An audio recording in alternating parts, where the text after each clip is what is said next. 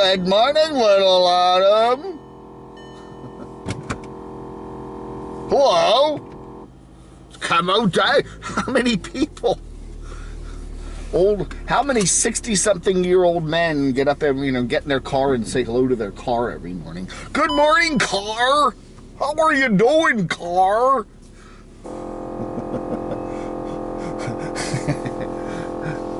Good. I could never sell this car. I got too much personal connection to it. I can't. It's like, little Adam. I couldn't sell this car. I couldn't give it away. If I get another car, I'm keeping this one.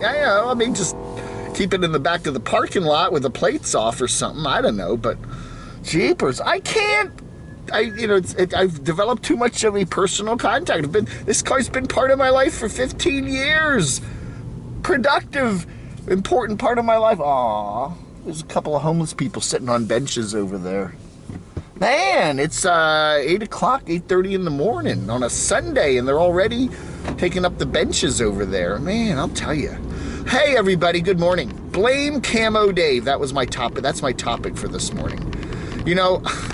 People send me clips from other people's videos and stuff like that, and we've covered these nomads for many years, and many of these nomads have run the course. They have built their channels. They have gotten to the point where they have just plumb friggin' run out of content.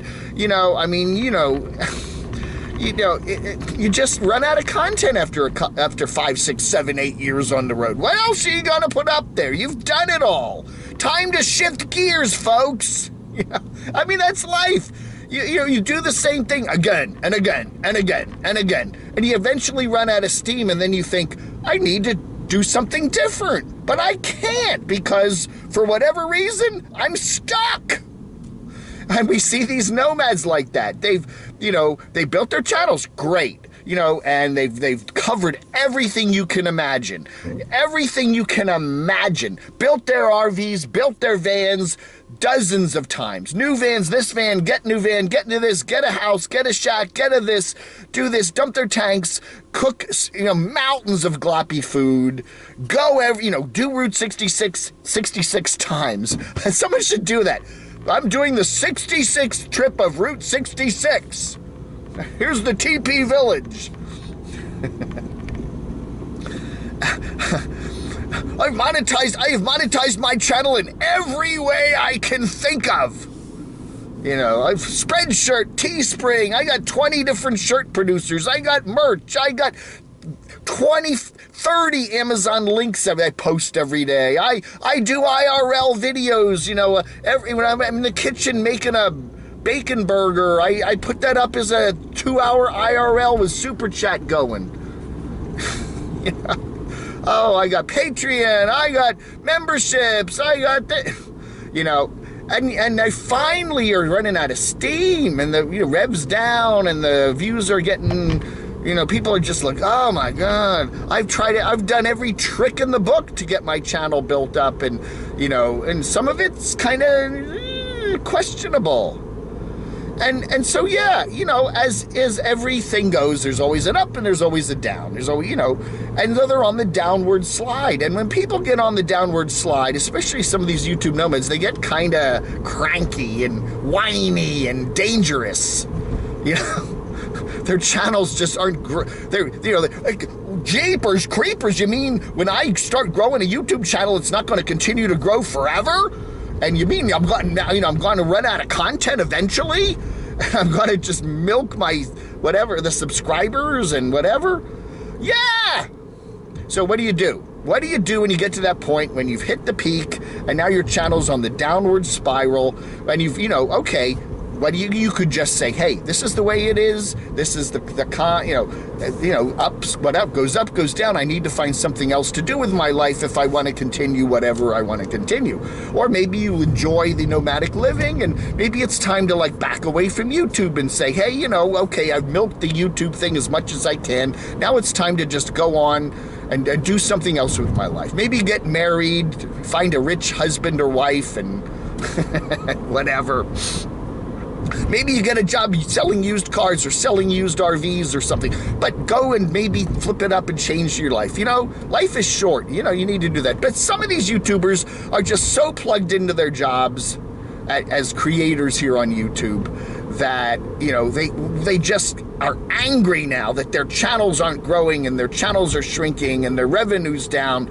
And then you get the trolls. You get the trolls, the people that honestly don't like your channel and they just can't stop watching and can't stop talking about it. So what do?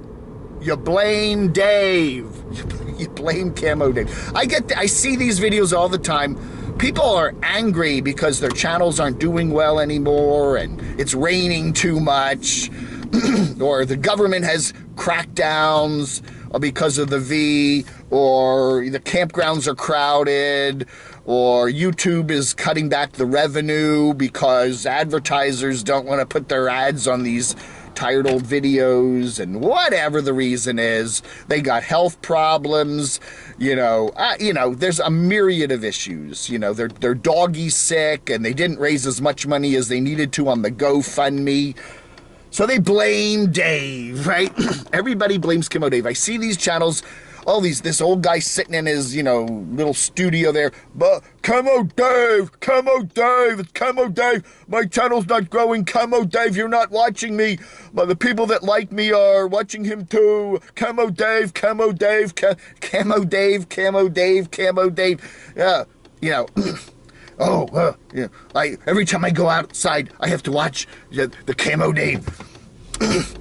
If it's not me, I have these people that watch my channel. I call them the Camo Dave Army, and they are very nice people. They're all nice people, and we just gather news. Hey, if you see news, let me know where the news is. That's it. I'm a nice guy. People meet me. Ziggy met me yesterday. He likes me. I'm a nice guy. But it's just true. Like the Critic, I know that. I know that's part of the thing of the Critic. A movie, for example, a movie does badly, right? And it's because of the reviews. Everybody blames the Critic. It wasn't that it was a sucky movie or that it is the 89th Bond movie in the franchise and everybody's getting sick of Bond movies, or it's the, 57th Star Trek incarnation, or, oh, I'm so sick of Star Trek. It's just, they've just milked it to death. But a critic will come and say that, man, they've milked this franchise to death. Nobody wants to see another Star Trek movie. And yet, now blame the Critic. The Critic gave us a bad review, so that's the reason. We hate the Critic. And I get that. That's part of what being a critic is. If you pan something, a Broadway show has to close, right? And because the Critic gave it a bad review. Not that it's a sucky show that everybody didn't like, but yeah.